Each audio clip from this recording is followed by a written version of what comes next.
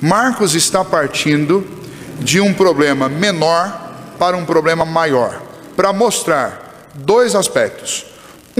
O primeiro, a nocividade do pecado. O que o pecado fez com a vida do ser humano? O que o pecado trouxe para a nossa vida e que é tão terrível? O outro aspecto é o que Jesus pode fazer pelo homem. Então ele começou com a equipe de Jesus dentro de um mar, cruzando este mar em meio a uma grande tempestade para alcançar um homem. Nessa tempestade nós encontramos homens que estavam ao lado do Filho de Deus, que estavam com medo, porque simplesmente os seus corações, apesar de já terem visto tantas coisas e já terem ouvido tantas coisas, ainda assim estavam duvidando. E esta dúvida e esta incredulidade é o primeiro resultado do pecado nas nossas vidas. Desde o dia em que o homem pecou pela primeira vez até hoje, o que o pecado tem construído em nós é uma incredulidade terrível. Desde o dia em que nós pecamos pela primeira vez lá no Éden até hoje, o que o homem tem feito, e isso tem aumentado cada vez mais, é desacreditar de Deus. E o resultado disso é uma vida tímida, é uma vida amedrontada, é uma vida atormentada pelo pecado, é uma vida atormentada pelo castigo do pecado. Então o que o pecado que está em nós, que está preso, acorrentado na nossa natureza, que nos conclama 24 horas por dia a fazer aquilo que Deus odeia, o que Ele fez em primeiro lugar conosco? Ele nos fez esquecer de Deus. Ele nos fez desconfiar de Deus. Ele nos fez ser incrédulos. E os discípulos deram prova disso. O próprio Senhor Jesus acorda no meio da tempestade e diz: homens de pequena fé, por que vocês ainda não creram? Quando Jesus chega do outro lado e ele encontra lá naquela região um homem endemoniado, ele encontra com este homem, e aquilo é o retrato de um dos problemas que o pecado trouxe para a vida do ser humano. Uma vez desconectados de Deus e uma vez lançados ao pecado, nós estamos totalmente suscetíveis às ações do inimigo contra a nossa vida. E o apóstolo Pedro diz que Satanás anda em nosso derredor buscando um jeito de nos tragar. E quando o homem se entrega à incredulidade, quando o homem não crê em Deus, quando o homem anda distante de Deus, ele é uma presa fácil para o inimigo. E então nós encontramos aquele Geraseno completamente escravizado por miríades de demônios que estavam dentro dele. E Jesus vem e Jesus o liberta desses demônios. Mas não só isso, mas aquela ilha estava cheia de pessoas insensíveis, pessoas que estavam mais preocupados com os seus bens, com os seus tesouros, do que com aquela pessoa, também resultado do pecado.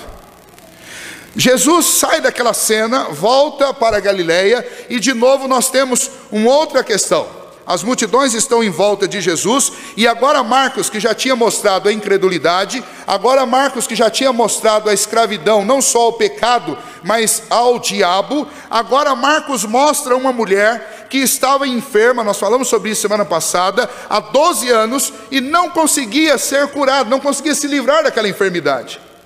E aí nós falamos na semana passada, o primeiro ponto, veja quanto dano o pecado trouxe para a nossa história. Nós não fomos criados para as enfermidades, nós não fomos criados para o envelhecimento, nós não fomos criados para a corrupção da carne, nós somos criados para a existência continuada, nós somos criados para viver em comunhão com Deus, nós somos criados para viver para sempre com o Senhor, nós somos criados para viver com saúde, nós somos criados para viver uma vida perfeita, mas o pecado estragou tudo isso. E as grandes enfermidades, as grandes calamidades, as grandes pragas entraram na nossa história, e essa mulher estava sofrendo com uma delas. Mas o mesmo Jesus que colocou fé no coração dos discípulos que eram incrédulos, o mesmo Jesus que expeliu aqueles demônios daquele homem e lhe deu uma nova vida, este mesmo Jesus acaba com esta doença e cura esta mulher e dá a ela saúde. E então agora Marcos vai para um quadro ainda mais dramático. Ele começa com incredulidade lá em meio à tempestade, depois passa pelo homem que estava endemoniado, depois vai para uma mulher que estava enferma na carne e não tinha mais o que fazer, e agora ele chega num caso ainda mais grave. E aí Marcos retrata para nós, e essa história que eu preciso que a gente faça um mergulho um pouquinho mais profundo dentro dela, para entender o peso e a força daquilo que Jesus e Marcos está nos comunicando. Eu gostaria que você pensasse um pouquinho. Imagine uma família, eu não sei se Jairo tinha outros filhos, mas eu imagino aqui Jairo, um homem extremamente religioso, tanto que ele era o chefe da sinagoga. Sinagoga era o centro mais elevado, o centro mais rico de cultura religiosa, o centro onde as pessoas estavam mais comprometidas. Era ali, se eu pudesse dar um termo para isso, eu diria, eram os religiosos mais xiitas daquela época, estavam lá nas sinagogas. E quem era o chefe dessa sinagoga? Jairo, um homem extremamente conhecido na cidade. Este homem, que provavelmente deveria ser uma pessoa extremamente legalista, formal, um homem extremamente autoritário, um homem cheio de glória da própria religião, este homem religioso, com a sua esposa, estavam enfrentando o pior pesadelo da vida de um casal. É a enfermidade de um filho. Não tem nada mais triste para um casal do que isso. É ver um filho numa situação em que um problema de saúde está prestes a tirar a vida do seu bem mais precioso. Nessa história nós precisamos imergir um pouco hoje, mergulhar um pouquinho hoje. O desespero de uma mãe que não tinha o que fazer com sua filha, de um pai que tinha condições de dar tudo que a medicina da época podia oferecer para resolver o problema da sua filha, mas nada solucionou. Um homem que liderava uma agremiação religiosa que já tinha se declarado opositora de Cristo, porque os membros da sinagoga já andavam perseguindo ao Senhor Jesus. Este homem estava num desespero tão profundo que ele deixa a sua casa com a sua filha à morte, como diz o texto, e ele vai atrás de Jesus Cristo, alguém a quem ele já fazia oposição. Para você que está acompanhando desde o início, por que a sinagoga se opunha a Cristo? Primeiramente porque Cristo começou a visitar as sinagogas e expelir demônios de homens que estavam dentro da sinagoga, poços da religiosidade cheios de demônios. Então os membros da sinagoga detestavam, já estavam contra Jesus, e eles não queriam saber de Jesus. Jesus se dizia o Filho de Deus, e eles não admitiam que Jesus fosse o Filho de Deus. Mas esse homem, no desespero de pai, ele deixa a sua casa, deixa a sua esposa e aquela turba de gente que já estava lá pranteando a criança semi-morta, e ele vai atrás de Jesus. E no desespero dele, ele lembra da única pessoa que ele conhecia, e que naqueles dias, inclusive, era o assunto central na Palestina, a única pessoa que ele conhecia que podia resolver aquele problema. Ele vai atrás de Jesus. E no seu desespero, ele chega onde Jesus está, e ele procura o Senhor, e diz para o Senhor o quê? Que a sua filhinha estava à morte. E o texto diz no versículo 23, suplicou. É um quadro extremamente plausível para um homem que está desesperado porque vai perder o seu filho. E nós que somos pais, nós sabemos muito bem que só de imaginar perder um filho, nós começamos a chorar. Não sei se você passa por isso, eu acredito que passa, porque eu não sou um extraterrestre, mas às vezes eu estou no carro e vejo uma situação dramática com outras pessoas, eu penso, se fosse o meu filho, já me dá vontade de chorar. É essa a sensação que a gente tem. Jairo chegou suplicando a Jesus, porque a sua filhinha estava à morte. E Jairo já tinha visto Jesus fazer o que ele vai pedir muitas vezes, não por uma pessoa à morte, mas por pessoas que tinham outro tipo de enfermidade. E aí Jairo diz para Jesus, vem, impõe as mãos sobre ela, para que ela seja salva. Há dois aspectos aqui que os comentaristas não decidem a respeito dele. Eu vou fazer uma opção aqui diante de vocês. E os aspectos são os seguintes. Alguns dizem que Jairo na realidade estava preocupado com a salvação da alma da sua filha, e ele queria que Jesus fosse lá para salvá-la. E salvá-la aqui no sentido de ir para o inferno ou ir para o céu. Eu não concordo com essa posição, porque eu me imagino no lugar de Jairo. Eu não quero saber tão somente da questão da alma, eu quero poder desfrutar da vida do meu filho. E eu acredito que Jairo pediu sim que o Senhor Jesus fosse lá para salvar a sua filha da morte. Não só da morte eterna, porque isso obviamente nós queremos, mas Ele queria que a sua filha fosse salva daquela enfermidade. Ele queria que a sua filha voltasse a viver. Ele não estava pensando em viver eternamente, ele estava pensando em viver ali os dias que deveriam ser normais para a vida de uma criança. É desumano pensar num pai enterrando um filho. E é disso que Jairo estava pensando. Eu não acredito que um pai consiga pensar outra coisa nesse momento, a não ser de fato a vida física. Então eu faço essa opção no texto, acredito que o texto está dizendo isso, que é isso que Marcos relatou, e é isso que Jairo queria, que Jesus fosse lá e curasse a sua filha daquela enfermidade. Mas neste caminho, Jesus estava comprimido por uma multidão que estava cega, querendo coisas dele. Neste caminho, Jesus tem um encontro com aquela mulher que tinha um fluxo de sangue. E enquanto esses acontecimentos foram passando ao longo daquele dia, o que aconteceu? Chega uma pessoa e diz: Jairo, pare de importunar Jesus. E aí a notícia que é mais terrível: a sua filha já morreu. Imagine o que aconteceu com Jairo nesse momento. Se já não bastava a angústia de saber que a filha estava prestes a morrer, agora Jairo tem a notícia: Jairo, sua filha morreu. Mergulhados nessa história, eu gostaria de dizer em primeiro lugar, a lição que Marcos nos dá nesse texto é que a morte é o pior de todos os aspectos do que o pecado causou nas nossas vidas. A morte. E não só pensar com vocês, eu quero ampliar um pouco isso agora, não só pensar na morte física, mas na morte eterna. Mas o fato é para nós que a palavra morte, seja a morte física, seja a morte eterna, que ainda é muito mais assustadora, são resultados do que o pecado trouxe nas nossas vidas. A nossa maior dificuldade de lidar com o pecado é que nós flertamos com o pecado. Nós achamos o pecado prazeroso, nós nos deleitamos com o pecado. Mas nós só fazemos isso porque de fato nós não estamos encarando a verdadeira cara do pecado. E o que Marcos faz com essas 4 histórias é mostrar, é deflagrar para nós qual que é a cara do pecado. A cara do pecado é a cara da incredulidade. A cara do pecado é a cara da escravidão, a escravidão, não só ao pecado, mas a escravidão a Satanás. A escravidão a Satanás. A cara do pecado é a cara da enfermidade que arrebenta com a nossa vida. A cara do pecado é a cara da morte física.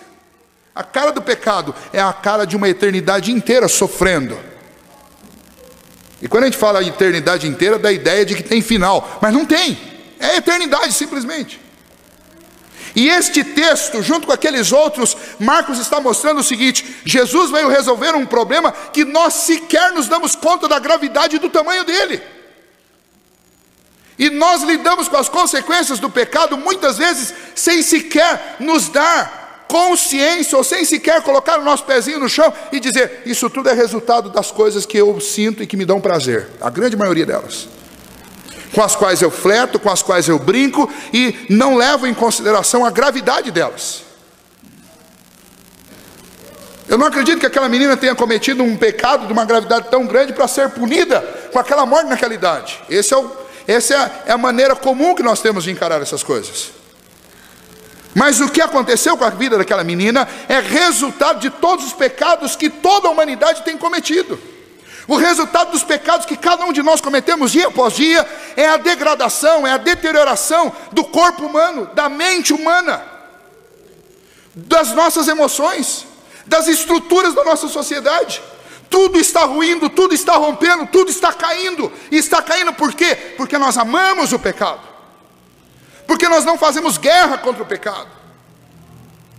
E nós precisamos fazer isso, conscientes que se alguém pecar, nós temos um advogado junto ao Pai, Jesus Cristo. Ele é o pagamento de todos os nossos pecados. Mas o fato de Cristo ser o pagamento dos meus pecados não pode me deixar tão à vontade com o pecado que eu passo a minha vida inteira pecando como se isso não fosse nada. Afinal de contas, o pecado é o maior inimigo da minha vida. O pecado que cada um de nós gosta tanto de cometer. Este é o maior algoz. Uma vez eu perguntei para a pessoa: você tem inimigo? Ela falou: não tem inimigo nenhum. Eu falei: tem sim. Olha no espelho e você vai descobrir o seu inimigo. A nossa carne milita contra o nosso espírito. Ela é nossa inimiga. E o resultado de perder essa guerra é encarar e se deparar com a morte. O que Jairo encontrou dentro da sua casa, no semblante da sua filha, foi o retrato do que o pecado fez com a humanidade. Transformou-nos em incrédulos, deixou-nos suscetíveis aos ataques de Satanás, arrebentou com a nossa carne, com a nossa mente, nos colocou em enfermidades e por fim o resultado é a morte física. Deus, guarde bem isso, Deus não fez nenhum de nós para morrer. A morte é consequência do pecado. E esta é a primeira lição deste texto no quadro geral que Marcos vem contando: incredulidade, suscetividade a Satanás, deterioração da carne e morte física. E depois a morte eterna. Nós vamos ver na continuidade do que Marcos vai falar mais à frente. Mas aqui nós temos esse quadro tenebroso de um pai que está perdendo sua filha. E então ele vai em busca de Jesus. E o que nós encontramos nessa busca dele por Jesus é que eu imagino que muitas pessoas que estavam até do lado de Jesus devem ter pensado, como muitos de nós aqui pensamos na hora que nós lemos esse texto: ah, o chefe da sinagoga, homem rico, imponente, poderoso, religioso, ele veio pedir ajuda de Jesus. Veio, sabe por quê? Porque a morte não escolhe em qual porta ela vai bater. Pode ser pastor, pode ser presbítero, pode ser diácono, pode ser chefe da sinagoga, pode ser presidente, pode ser astro da televisão, pode ser qualquer pessoa. E nós vimos isso esse final de semana. Ontem morreu um dos nomes mais conhecidos da televisão brasileira.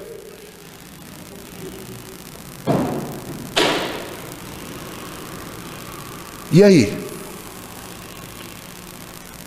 O que vem depois da morte? A morte não escolhe portas para bater. Deus sim. Deus escolhe. E Deus marca um dia para cada um de nós. E aquele dia a calamidade bateu à porta de Jairo. Assim como muitos aqui já experimentaram a calamidade batendo na sua porta. Assim como muitos aqui ainda vão experimentar a calamidade batendo à sua porta. Quando isso acontecer, você primeiro precisa se lembrar que isso é resultado de todos os pecados que nós temos cometido como raça. Segundo, você deve lembrar que não há segurança neste mundo.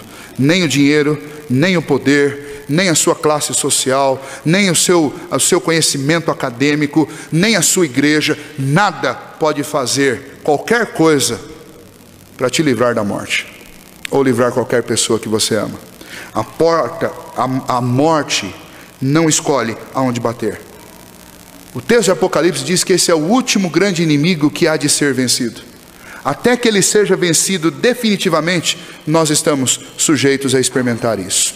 O ponto para nós é: Jairo tinha a quem recorrer. E você? Este é o ponto que Marcos quer colocar para nós, que não estávamos lá, que estamos lendo Marcos. Jairo baixou a cabeça, se humilhou e foi atrás de Jesus. E você? Em qual porta você está batendo? Atrás de quem você está indo na hora da calamidade?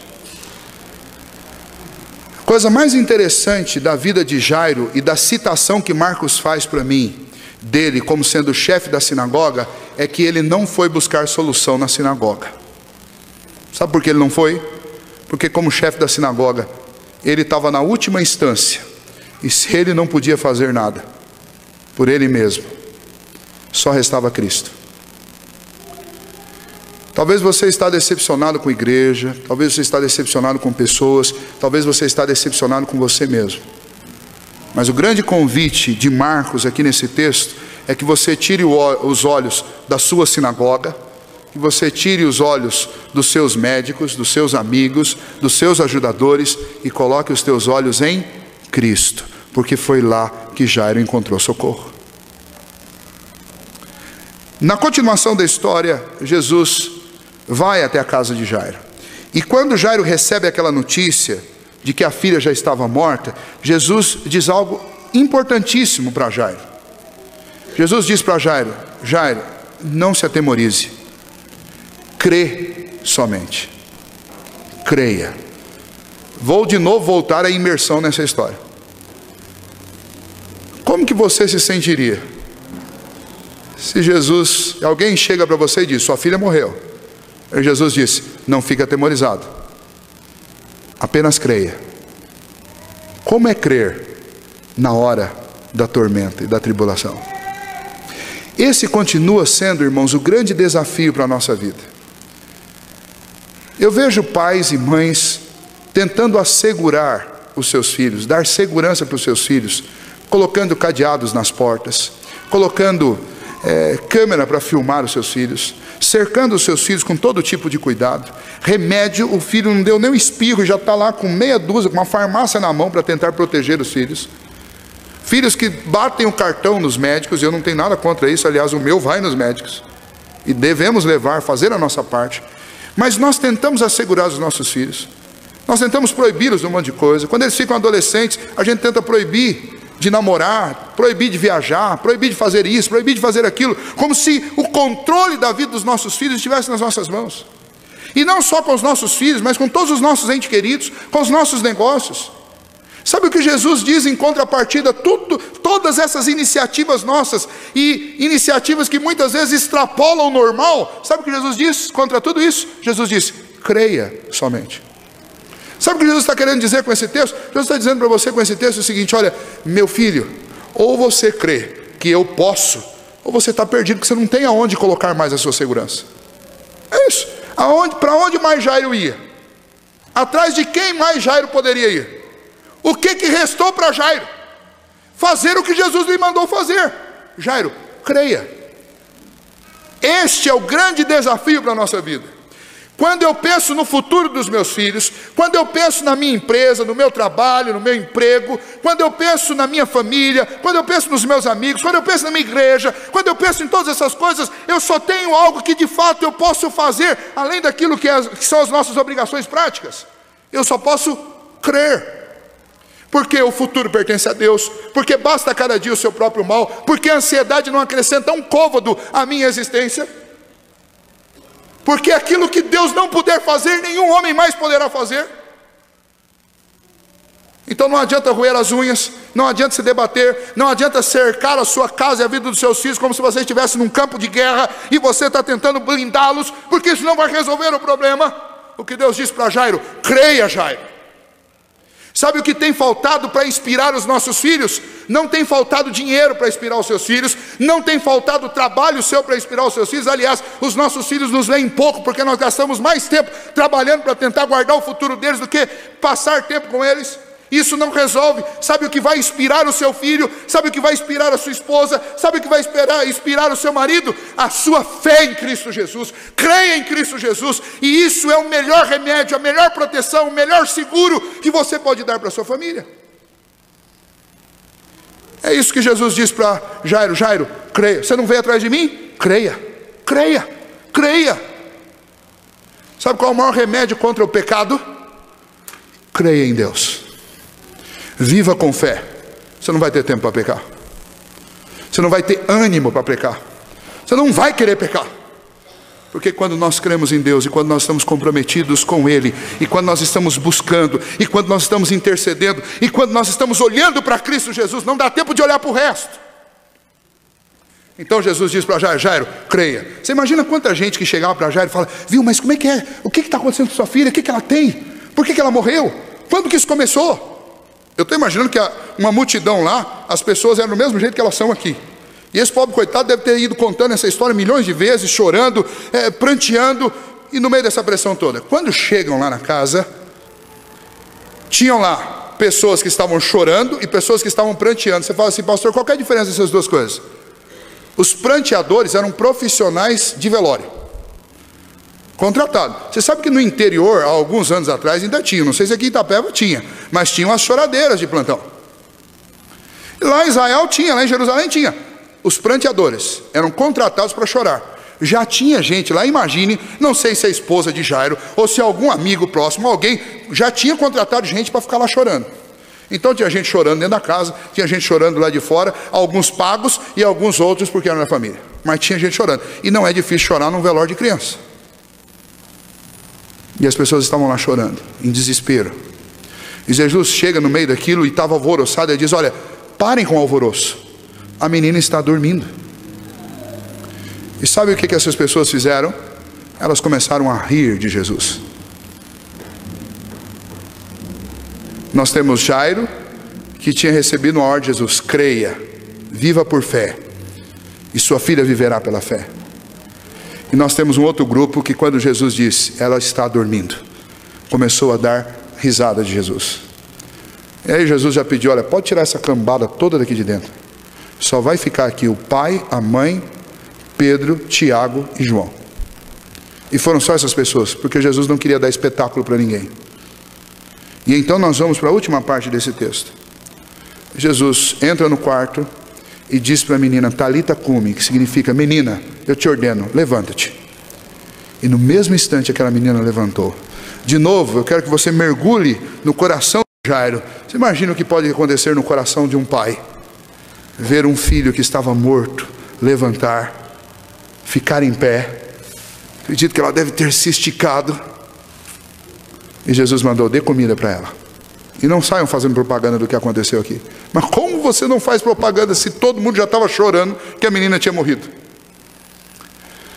Sabe o que significa isso? Significa o que Jesus fez, que Jesus tem poder ilimitado. Vou repetir. Este milagre significa para nós que o poder de Cristo Jesus é ilimitado, ou seja, Ele é todo poderoso. Sabe qual é a implicação prática disso? Não há problema que você esteja enfrentando, não há dificuldade que você esteja passando, não há nada, absolutamente nada que Ele não possa fazer. O texto de Hebreus capítulo 13 diz que Ele é o mesmo ontem, hoje e será para sempre. O que mudou? Mudou a nossa obediência à frase que Jesus deu para Jairo: Jairo, crê somente. É isso que mudou, porque Cristo não mudou. Alguns meses atrás eu preguei um texto aqui de Hebreus capítulo 11 e diz: está faltando para a nossa geração gente de fé, gente que esteja disposto a entrar na mais terrível batalha sem armas, apenas com um argumento a seu favor: fé. Nós estamos precisando reinspirar a nossa geração e as gerações mais novas com fé. Eu não estou pedindo e não estou dizendo para vocês terem fé em uma pessoa qualquer, mas estou dizendo para vocês terem fé em alguém que tem poder ilimitado. E aquele homem creu, e a sua esposa creu, e a sua filha foi curada. E se você crer, você verá, como o Senhor Jesus disse em outra circunstância para Marta e Maria: se creres, verás a glória de Deus. O desafio desse texto é o desafio de crermos somente. O desafio desse texto é o desafio de nós acreditarmos, confiarmos que Cristo tem poder ilimitado para fazer absolutamente qualquer coisa. Mas é óbvio que a chamada do texto não é só para isso. Jesus resolveu o problema da morte física, mas a solução que Jesus veio trazer com todo o seu ministério foi a solução para a morte espiritual. A Bíblia diz: ao homem é dado morrer uma única vez. Não é como videogame, você morre 1, 2, 3, 4, 5, 6, 10 vezes e você renasce, e você recomeça, e você insiste até você chegar onde você quer chegar. A Bíblia diz: ao homem é dado morrer uma única vez, e depois disso ele vai ter um encontro com o Todo-Poderoso. E desse encontro ele receberá ou o céu ou o inferno. O que Jesus veio trazer para nós? Jesus veio trazer o supremo remédio para a morte eterna.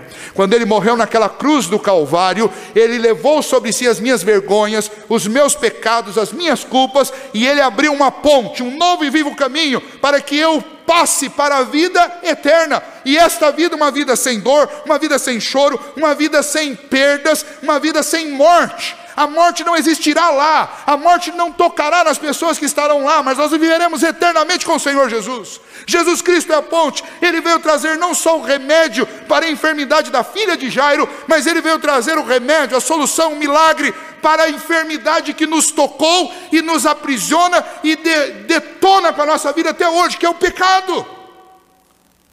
E então o grande desafio desse texto é: creia somente em Cristo Jesus, creia nele e você terá a vida eterna.